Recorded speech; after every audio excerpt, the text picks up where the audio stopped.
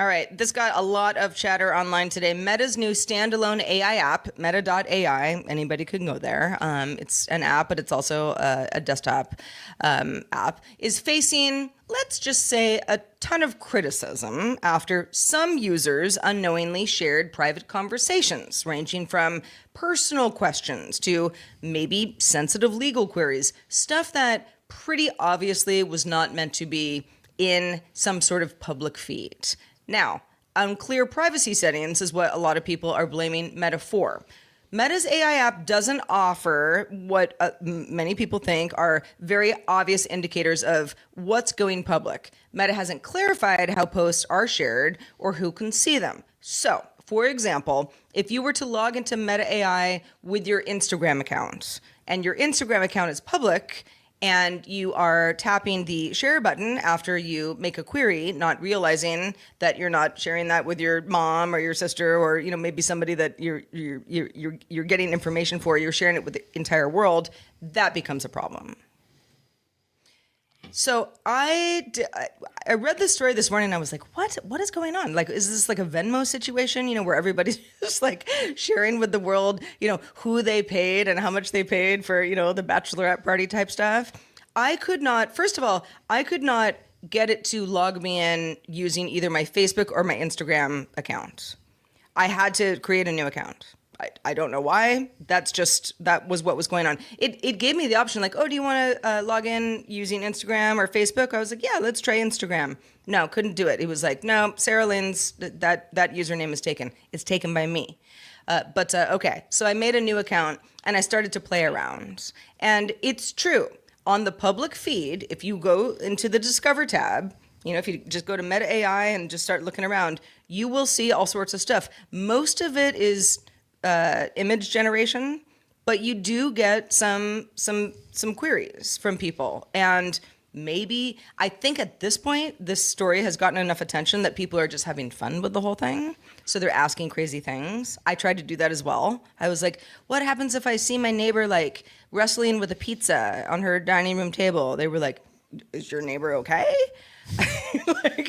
I was like, yeah, that's probably the right question to ask myself if that was really a thing that I had seen, which I haven't, but I was trying to like trick it and see, what I could get and how that could become embarrassing information for me. I don't know. Anybody else been trying this out today? So it's not just today. Going back to when this stuff came out back in April, I think the problem is that, well, let me start here. Meta is telling you exactly what will happen when you use it one way versus another way. They're telling you, but I don't think people really understand that when you say I'm sending this publicly, that you truly are sending it publicly, and then anyone has access to it. And hold on. The warning says prompts you post are public and visible to everyone. Avoid sharing personal or sensitive information. Well, that's words mean something in a paragraph, what it tells you. But it definitely tells you that. Yeah. But I'm just, from my personal experience, I read that. I remember we talked about this on the Tech John back, when this stuff first came out, and I'm reading that and I'm still thinking, oh, well, this is like anonymized. Nobody's going to know that it came from me. And like Stephanie Humphrey, who is really, really into online safety. And she's like, Rob, hold up. I think you are misunderstanding what's happening here. If you put this stuff out there and you say, make it public, you are doing exactly what you just read. Public and visible to everyone. Like, is it on them or you if you decide to interpret that differently? It really is. Avoid sharing personal or sensitive information. Like, I'm not sure what else they could do. It is a fine print. It definitely says that. It also is something that could be easily ignored. We're just not seeing. But is that their fault? Like, they put it up there. No, I don't think it's their fault. Past it, like I have a bigger problem with the fact that the first time I shared something, it gave me that prompt. The second time it didn't. So it's easy to forget that that's the case. They should be giving you that prompt every time until you tell it, don't show me that prompt anymore. So I think one of the things that when you are a company the size of Meta, which you probably have to do in some of these instances, is you have to protect people from themselves, because it very clearly told me if I make this public, I am making it public. The earth can see it. it told me that. I read it, but I didn't understand it because it's so different than how meta platforms have worked previously to this, to where you've got to jump through hoops to get stuff out into the open internet, to where I know that I'm doing it.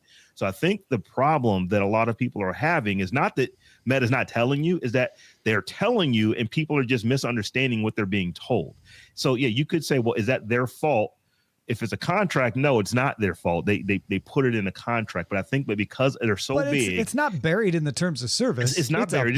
It's very upfront the first time. But yeah, you stole I my do thunder. think it should show up every time, though. It should show up every time. And I just think the people need to be aware, like, hey, like you need to have your own personal, like Stephanie Humphrey. Maybe we'll make her into a GPT or something like that. Says, hey, are you certain that you want to put this out to Earth and everybody can see these very personal things that you're searching for? A pop-up along the lines of that, I think, would make a big difference. Now, again, to your point, Tom, it's like it's all on us to read the fine print. If it's there, not fine print. Why do we keep saying it's fine print? It's a normal size pop-up. It's down at the bottom, and it's easy to ignore if you're like, yeah, sure. It wasn't down at the bottom for me. It was right up top. As soon as I hit the share button, it was like, hey, read this. Yeah, now, you can't ignore it. Read it. You can't ignore it. It tells you exactly what it's going to do the first time you do it. It's just the fact that we are so used to it working the way we think it's going to work and not the way that it's telling us it's going to work, that's where the issue is coming in. So yeah, this is one of the things they're telling us what's going to happen, but still, folks, you need to pay attention to this because people search for pretty important stuff and you may not want that stuff just out on the open internet. I would say, as with any new service, just be a little slower on the uptake and make sure that you have your I's dotted and your T's crossed, because it's not all the same. You mean like read the pop-up?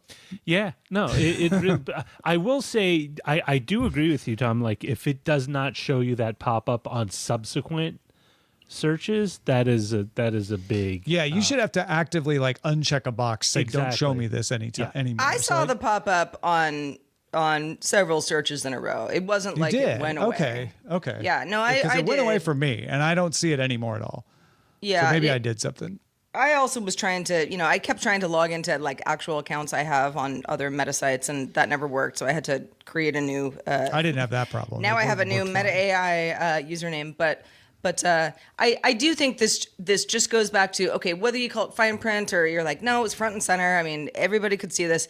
If it just was, if you would like to share this publicly, yes, check this box, and then we will share it publicly with the world. It's the share button with the warning. That's exactly what it does. But instead, it's like, if you don't want to do that. Did you see anything that you legitimately thought like, ooh, somebody didn't mean to share that? Because I didn't. And I don't know if Meta just cracked down on it since Business Insider did their original story about this earlier this week, but I wasn't seeing anything like that anymore.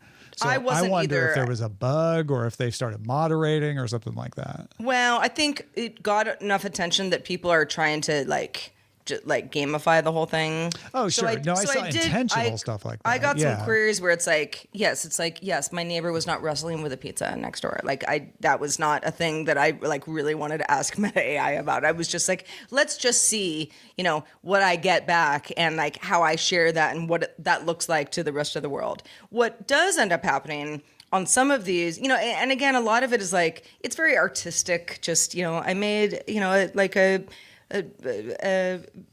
image of a dog on a rainbow holding a popsicle or whatever, and that feels pretty harmless. I mean, maybe that's for a particular reason, maybe it's just for fun. But then you get a lot of other people commenting, because if it's a public post, it's like then it's kind of turns into a social network of sorts, and that's where I saw some weird stuff. Oh, sure. Where it's like that's social network weirdness at work. Yeah, there's nothing about this that's like, ooh, We've never seen that before. All of a sudden, these people are, they've gone rogue. It's like, no, this is it's just one more reason to, again, think about, your privacy options, what you're comfortable with, what you're searching for. And I think people are accidentally sharing. I think they're butt dialing this thing, because there were some examples of conversations where people didn't realize that it was even listening to them and they were just talking to each other, and it sounded like maybe it was in a pocket. I think that's what's happening, is that people were just sharing and there was no moderation on it. And I bet Meta has moderation on this now. Yeah. I'm quite sure after the attention that Meta will maybe make some tweaks. Could be wrong, but we'll check back on Monday. In the meantime, Tom, we don't always talk about cryptocurrency here on DTNS Live, but today is one of those days. Yeah, it's been a minute, right? Wall Street Journal saying that Walmart and Amazon are exploring issuing stablecoins. Walmart and Amazon. If you don't know what a stablecoin is, it's a coin that's pegged to a currency. Usually it's pegged to the US dollar, so that one stablecoin always equals $1. That avoids the volatility of coins like Dogecoin and Bitcoin and all of that. Apparently, Expedia Group and some airlines have also discussed issuing their own stablecoins. The reason they would do this is if you have stablecoins on a blockchain, you can handle transactions yourself and you don't have to pay fees to the banking system. You can have people input money, turn it into stable coins, and then do instant transaction with no fees. Now, apparently, the Wall Street Journal says that companies like Walmart and Amazon are waiting on the U.S. Genius Act, which these names, which would establish regulations for stable coins. They want that to get passed before they go ahead, but they're talking about it. Meanwhile, two other stories today that made me want to bring this. Shopify is offering USDC, which is a US dollar-based stablecoin, to a limited number of merchants. Those merchants can accept USDC from Circle as payment, and they can get paid through USDC in their local currency. Anybody paying with USDC on Shopify gets a 1% discount. And then Coinbase announced it's offering an American Express card with a $30 a month subscription plan. So if you're a $30 a month subscription person on Coinbase, you can get an American Express card as part of that. It really struck me that these weren't startups. These weren't things you have to learn to trust. That we're talking about Walmart. Mm-hmm. We're talking about American Express. We're talking about Shopify. Like, these are big, fairly well-trusted names talking about getting into stablecoins. Are we at the point now, Rob, where we are about to see this become mainstream? If the government gets on board, the big thing for me, when you start having these big companies like this that are using this, is that, how does a government control its monetary policy if it doesn't control the money? So the government controls dollars and cents right now. They don't control Bitcoin. They don't control stable coins.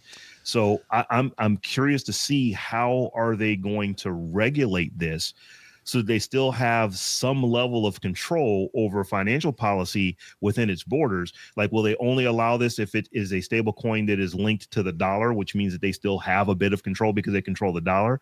But, we're talking about stable coins that are US dollar linked, but you could just as easily get a stable coin that is linked to the ruble or linked to the, to the yen or what have you. So my question is, at what level is the government going to get in and regulate this and be able to maintain some level of financial policy that they can control as a government, as compared to just letting you use this fiat that is not part of the country that you exist in?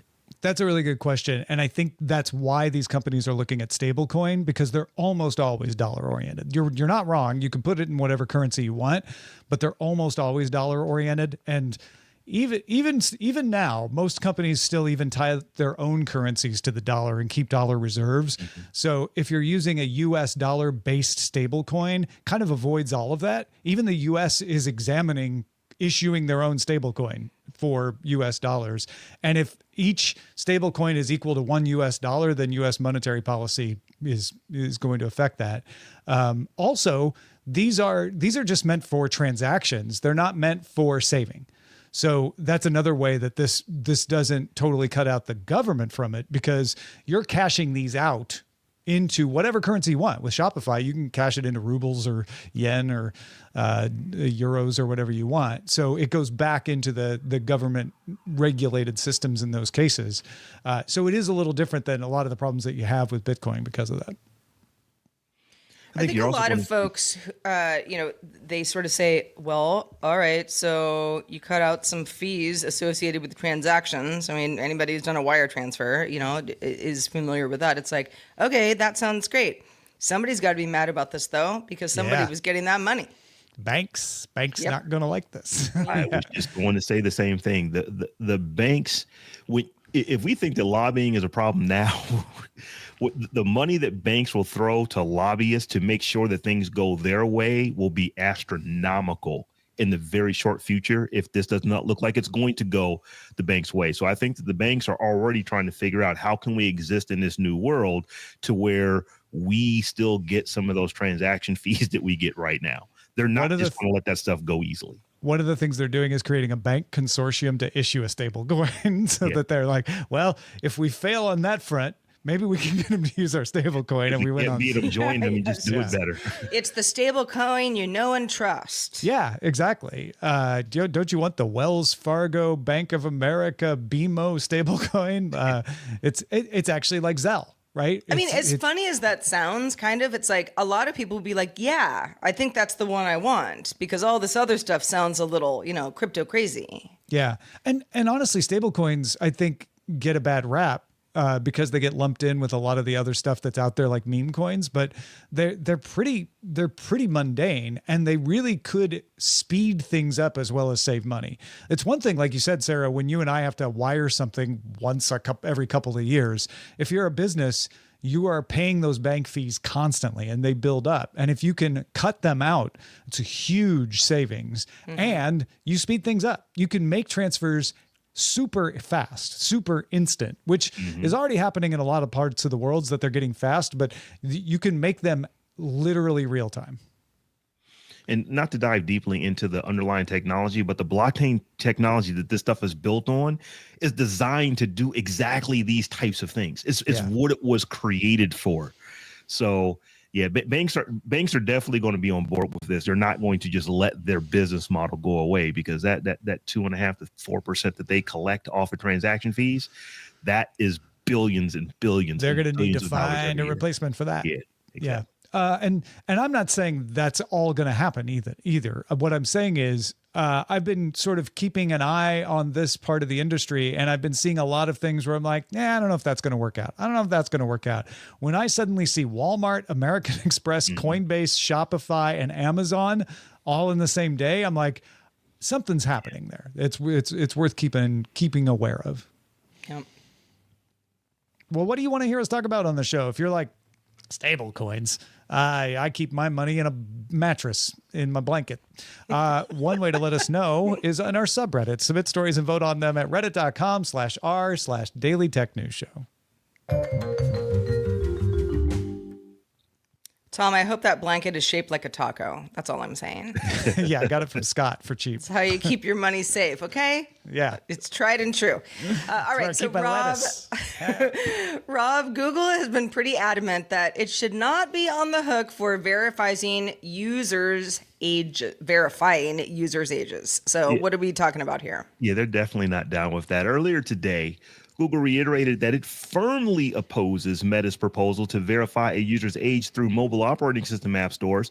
And it says that the proposal would not only be ineffective, but would, quote, would require the sharing of granular age band data with millions of developers who don't need it, end quote.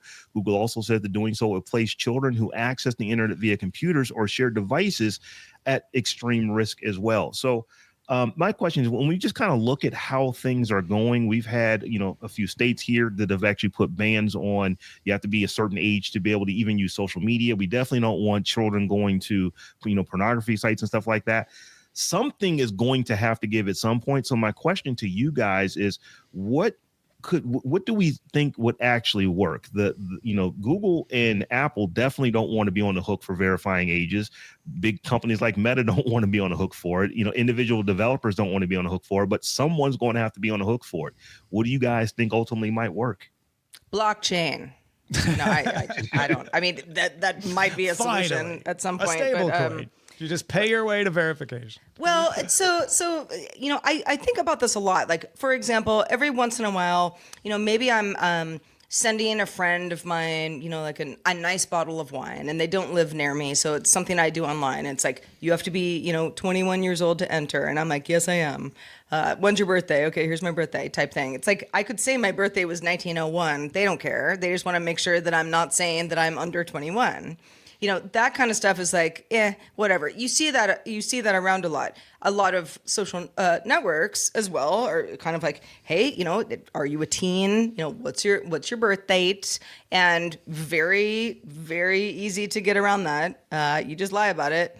And then what I think you're talking about, Rob, is like, all right, well, what if we all take it a little bit more seriously? And some companies are doing that. It's like, no, we have to see your driver's license, or your state ID, that kind of thing. And that turns into, well, now you've got that thing in your database, and that's not great either for a lot of people. So yeah, what do we do at this point? Well, there's two sides to this that are a part of the problem. One is how do you make sure that the companies are abiding by any rules and regulations you put out there to verify ages? That's why they want the app stores to do this, because then the apps have to go by that, right? They can't say they're verifying ages and do what you're talking about, Sarah, and just be like, we asked them and they said they were 75 years old and they're actually 12. So getting the app stores is supposed to avoid that. However, people can still get around this, by using the web, by not using apps. This is not going to stop all the ways that people are trying to age gate stuff. And yeah, a lot of the age gate stuff is censorship, but not all of it. Some of it is really, well meant to like stop kids from wandering into places that they shouldn't go. We have lots of reasons for age verification in the real world that translate to the internet. I think we just need a better identity management system altogether so that we are in control of the data, it's verified, and then we decide who gets to see it or not. It's not stored in somebody's database. That way, if there's a service that's like, got to be 18 to use this service, if I had data identity under my control, I could say, verify to them that I'm older than 18, but don't tell them anything else. Don't tell them how old I am, when my birthday is, what my social security, don't tell them my name, nothing. Just verify to them that I am older than 18. There are systems that can do that. We just haven't developed them. So maybe the government, if they really are serious about this, would like to implement such a system. Oh, I feel like the government would like to know a lot more information than, the utopian system that you're describing. The government already knows that information. Yeah, they already need know the it. system to get it. They have the true. IRS. Right, yeah. Yeah. Just don't do anything wrong, and then what do you have to lose? Yeah. I wonder that's a good example of how this would work appropriately. It's like I am an adult who is able to go to a certain site for a certain reason, so I'm not a teenager, I'm not pretending, but you don't need to know my address, my name, or my birthday, just that I am able to go through the gates. Yeah, I was actually wondering if something like World ID would work. We talked about that a few months back on the show, where you literally go and you stand in front of this orb and it takes biometric data from your eyes and your face and all this other stuff.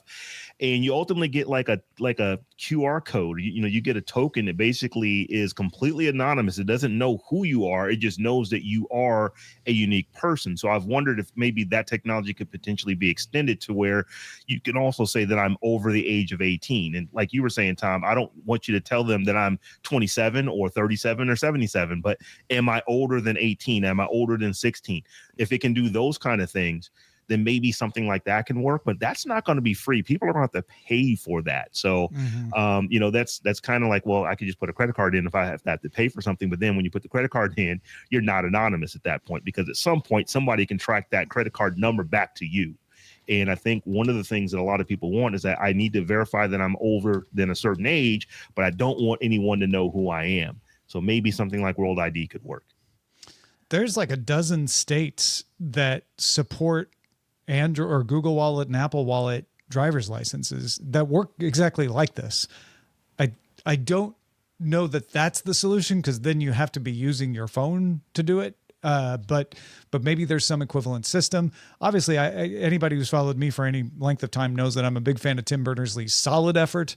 If that got adopted, that does exactly what I'm talking about, where it lets you manage your identification data, and then you decide who gets access and you can revoke it. So that could do it. Something like World ID could do it. None of these are going to be exactly free. It's just a matter of who pays them.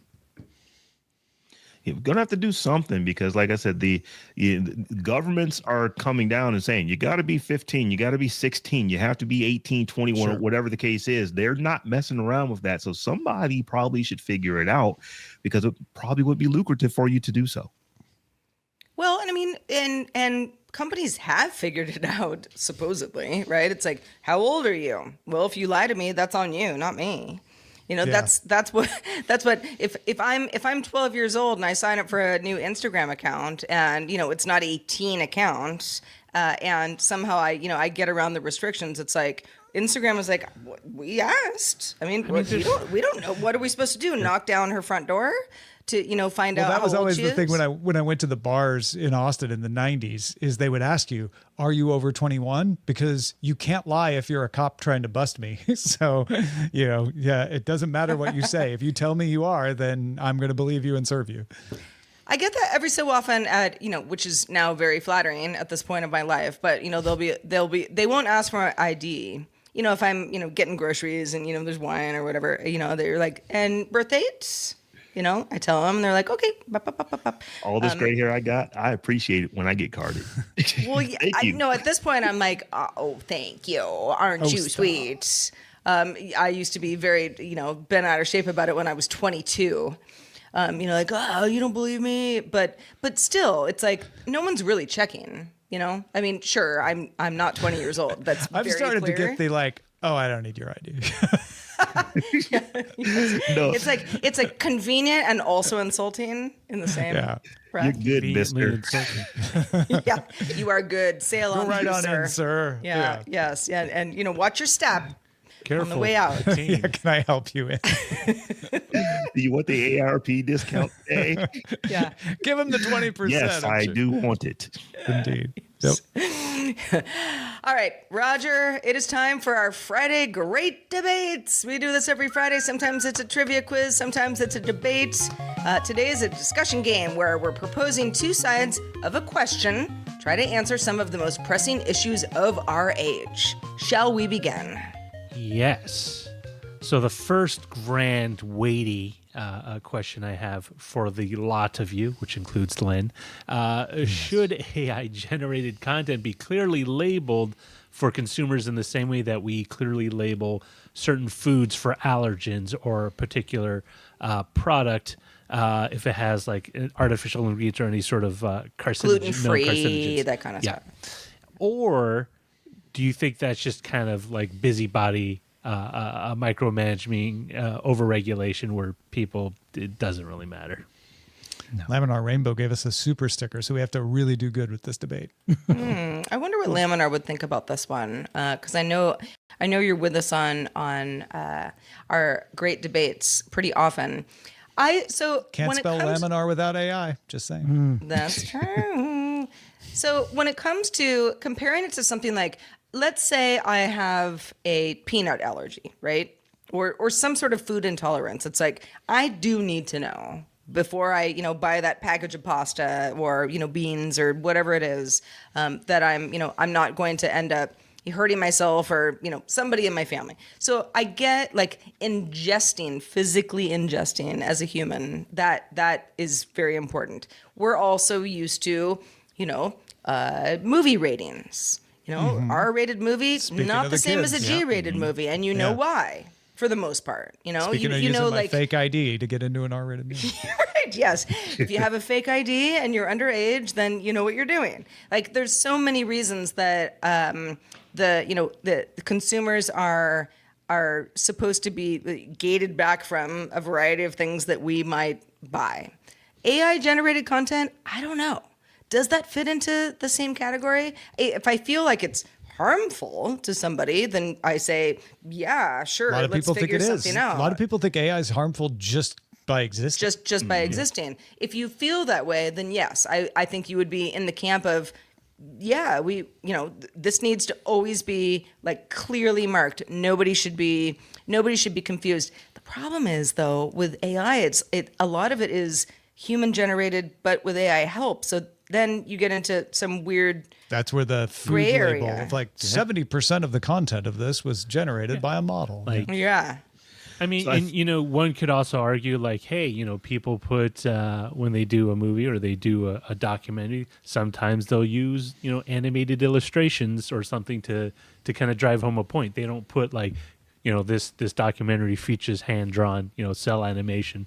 They do put 20%. reenactment up on the screen. or a sometimes. reenactment, right? No one says like, Sometimes. this is a frame. This is 100% as things actually happened, right? They often put some sort of indicator. This is a reenactment. Or I think this not is the settled, honestly. Everybody is labeling stuff now.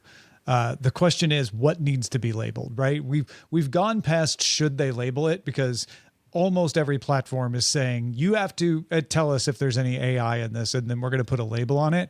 But does it need to go farther? Does it need to tell you which model? And like you say, like we're talking about, how much of it was labeled? I think that's where we're at. Well, I say and more then- information the better, but I don't know if I need it to be the law or not. I think public pressure has been enough so far. And if you're so, a too. person who's like, oh, it's only 30% AI rather than 75% AI, does that really matter? Does that change your perception of, the quality of the stuff that you're getting? I don't know, Rob, what do you think? I want to talk out of both sides of my mouth. Right now, while it's fresh and people are really bothered by it, it does matter. People do want to know. I don't want to buy stuff that is AI generated when I can buy stuff from an actual person. That's today in 2025. When we get to 2028, when we get to 2030, people may not care as much. So just the label that says that this was AI generated or AI assisted generation might be all that you need. And that's kind of where we are right now. The platforms, they want to continue to make money, and they know that people feel some kind of way about it. So they are taking the helm and saying, hey, we need to let our users, let our customers know that we are putting content out that they may actually purchase that is AI generated. We need to let them know. I think that's probably just going to persist probably forever, or at least for forever is a long time. For the foreseeable future, there will be labels, on this data. But I don't think that you're going to have to get into, 17% was created with this and 36% was created with that. And I'm not going to do the math to go to 100, but I don't think it's going to get to that. It was like, it was AI assisted or it was AI created. Those are the labels you're going to get. Those are the labels that we have right now. It's easy to create the labels too. You just let ChatGPT do it. This label was generated so by AI. everyone's for labeling, or no? Sarah isn't. I'm not against labeling. I just feel like, but I mean, like you lean toward like it doesn't really matter. It shouldn't be a. Well, I don't know. No tipper stickers for Sarah's big super libertarian and against regulation. That's right. No regulating of my AI. No, I Don't think, tread on me. I do think it's important for people to know the difference. That's what I think. Fundamentally, that's definitely they should know where, what they're where I getting. am on this. If they're and purchasing a not piece of everybody content. is going to be talking about the stuff that we're talking about right now. It's lots of people are just gonna be like, "What? That's not real. It looks It real." might go the other way, where you like have to label it when it's not AI. I mean, Yeah. isn't that what organic 100% is? Sort of like, human made. Handmade, yeah. organic, all of that kind of stuff. Yeah. Made with real children. And I fall for that stuff all the time, where it's like, oh, somebody lovingly crocheted this blanket, shaped like a taco. I should buy it. Handmade with AI. Yeah. and In robot. By the robot USA. hands. I mean, there's all sorts of stuff you can say on a variety of things. Yeah, I don't know. I feel like we are in, like you said, Rob, like by 2028, this is going to be a very different conversation. We're going to be off on something else. I'm with you. Rob. Yeah. I think you need to tell people, especially like when people are writing books and stuff. You need to know. I want to know. I think you can tell with books even more than art. I mean, especially is Len as an artist, do you just feel like it should be very explicit? So if you buy a piece of like an Yes. illustration, a painting, I actually think that the blockchain would be good for this. That you can for provenance and all that. Yeah, you can tie real artwork to the blockchain. And not there's AI already generated stuff. systems for doing that, for having provenance and showing edits and all of that. It's voluntary at this point, but it exists. You can already do all of this. Like I said, the debate about whether things should be labeled is over. They're being labeled. The question is to what extent and should it be mandatory? Yeah. All right. The second bigger, weightier question is this. If you could eat free once a day for 1 year and only a year at one of these two restaurants, which would it be?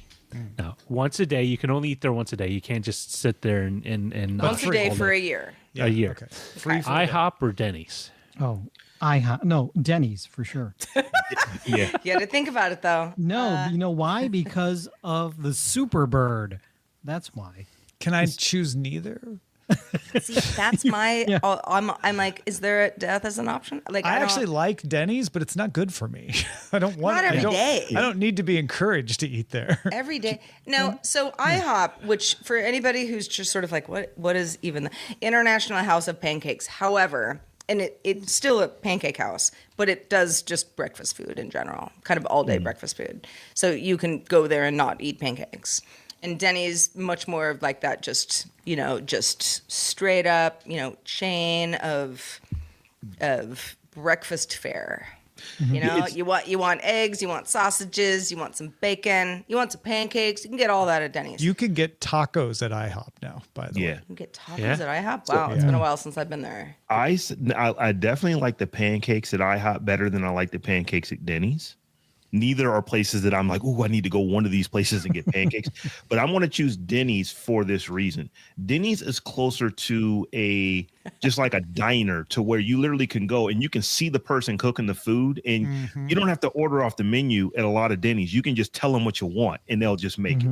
It doesn't have to be on the menu and they'll just charge you for it. A lot of people don't know that you can do that, but it's didn't know you way could do closer to that. Waffle House in that sense too. I want this. Whereas with IHOP, I don't know this to be the case for IHOP. I haven't tried it there, but generally when I'm going to the IHOP, I'm going to order exactly what is on the menu. Whereas when you go to Denny's, I can tell them, man, I want this, and that. And they just kind of fit it into their price structure, and they charge you, and it tastes delicious. Yeah, I mean, I within think there has to be ingredients they have, obviously. Oh But yeah, so they're not going to go and make you something they don't have. But Well, I think there's a wider menu too at Denny's than there is. Denny's is a It's big menu. narrowed a bit than what it used to. Like back in the day, It used to be pretty a book, thick, like and they- spiral, they- literal spiral bound. What Yeah, was the one at Denny's? It was like they had a campaign where it was like $2.30 for this Lunch. big breakfast. the Grand Slam, the Yeah, Grand, the Grand Slam. Grand Yes, Slam? exactly. still Grand have those. Slam. They do. It's not $2.30 anymore. definitely Plus, not. It's you know, Well, if it was, Probably I'd be. significantly I would pick Denny's. Isn't Denny's open 24 hours as well? Some of Not them all are. of them. Not all of them. some of them. Yeah. Because I Some of have them many God. late The night. Grand Slam starts at $13.19. Oh my gosh! Didn't it used to be like $2.50 Oh, yeah, or something yeah, like that? Yeah. That was the whole point. It was like wow, this is like Yeah. such a great deal. Chicken soft tacos used to be 39 cents at Taco Bell too. Oh boy. Well, I have many inflation. great memories of going to Denny's after a late night binge. So yeah, Denny's at midnight was a very eye-opening experience, It's especially great. if you were Oh, in a Caro's. Roger, you know Caro's. yes, Caro's. Caro's at 2 a.m. even more enlightening. I actually Nothing beats a Waffle House at any time of day, though. No. well, For And opening. nothing can And- beat the employees that work at Waffle House. Yeah, that too. we have a place here called the Don't Big try. Egg, and the Big Egg is sort of like that idea of like Yeah. Waffle House. Very, But it's just odd. eggs.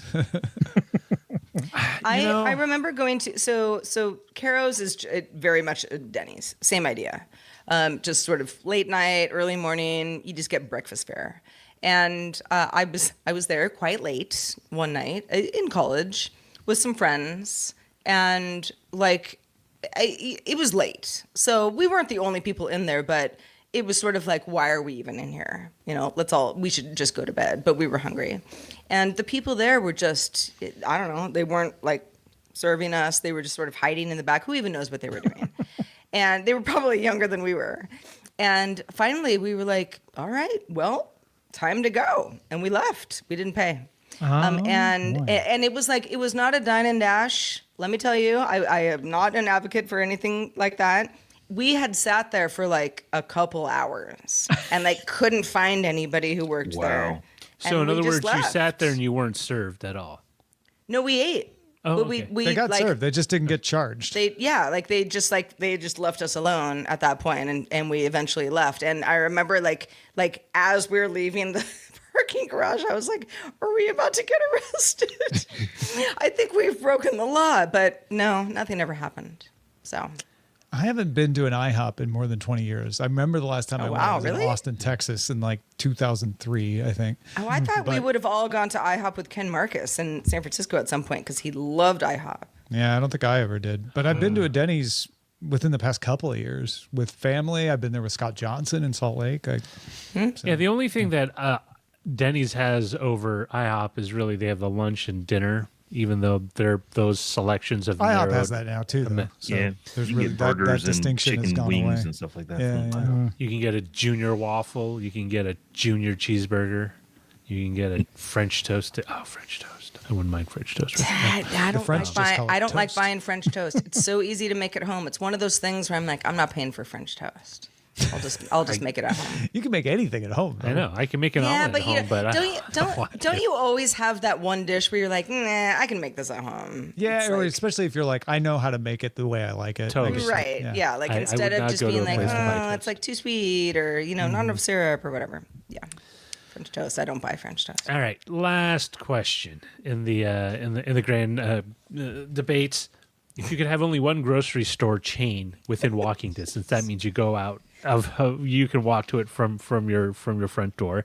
Would you either have an Aldi's or a Trader Joe's? Oh, Very Personally, I would prefer very Trader regional thing here. Not everybody No. has Aldi's or Trader Joe's. I don't especially know what outside the Aldi's US. is. Oh, Aldi's okay. is It's the most awesome little Yes. grocery store. They're the same company, by the way. Aldi's owns Trader Joe's. Oh, really? I didn't know I that. thought it was a different part of So Aldi's. they're So- both like kind of specialty. You get like Yes, however- certain good things at each store, but it's not like an all for one grocery store. No, so Aldi is a foreign company. I think it's German. German. And they offer kind of off-brand stuff, but it's better or sometimes just as good as the branded stuff. It's like and it's very inexpensive too. Like it's Trader Joe's. I was just at Trader Joe's recently.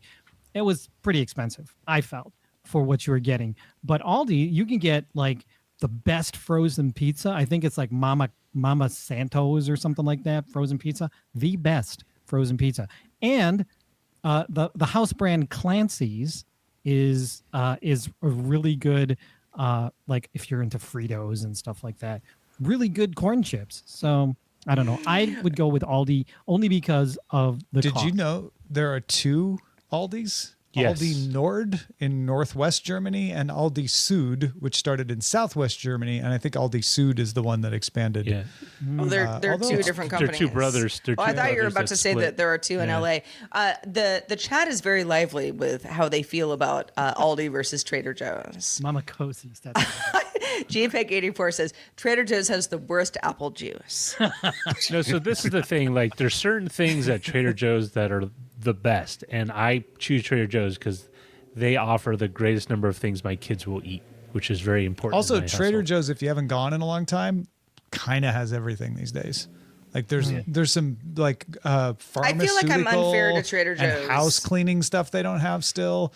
But Yeah. but like consumables wise, like food wise, they kind of have everything. They also do Because a- it used to be like you would produce used not to be go bad, there. yeah. I mean, maybe you would get like a bag of lemons, Right. You know, But no, in a they've bucket really on the upped their side. But it produce was game. mostly like frozen, prepackaged cheese. And You know, lunch stuff, People remember? love Trader Joe's. I get it. There's a new I haven't Trader gone into Joe's. Trader Joe's in probably 10 years. Oh my because gosh, I'm just yeah, like, no, don't like Trader Joe's. Then you haven't there- been to I was Trader there a Joe's, week ago. basically. It's so different than it was 10 years All ago. right, It's like- fine, I'll go. yeah. Probably I like today. fro- No, go to the one in Sherman Oaks. They I'm just not opened going a to the new one one. in Sherman Oaks, Tom. What are It's you worth talking the about? trip. I'm telling you. No. They have ample parking, and they had to keep the other one across the street open for 2 years because of the lease. So there's no one in the new one. Thanks to you, Len Peralta, you've been doing something a little bit different during the show. So let's talk for those about of this. you who are watching the video, in my second life, I am a graphic recorder, which means that I record stuff as it's happening, like conventions or meetings. And I did it today for DTNS. This was created during the show for real. If gosh, you're this is watching so the video, good. you can actually watch it happen. And the reason I did it is because I am offering a new service, and you can contact me. It's digital graphic recording. That means I can come digitally to your event and do exactly what I just did for DTNS. It takes about an hour to fill content. And by the end, you have this beautiful piece of art that is not AI driven. It's all hand done. It really is. And I know that you did this on the fly because when we were talking about IHOP versus Denny's, it's like Grand Slam. Yep. Yeah. You did that as we said it. Yes. Yeah. Yes. This is not something that you had really cool. notes on beforehand. Yeah, this is No, really, I did really not. cool. I was just taking it from, it's called active listening. So yeah, if you want to hire me, reach out to me at my online store or just reach out to me as you normally would. This image will be available on my online store as well as at my Patreon, patreon.com/Len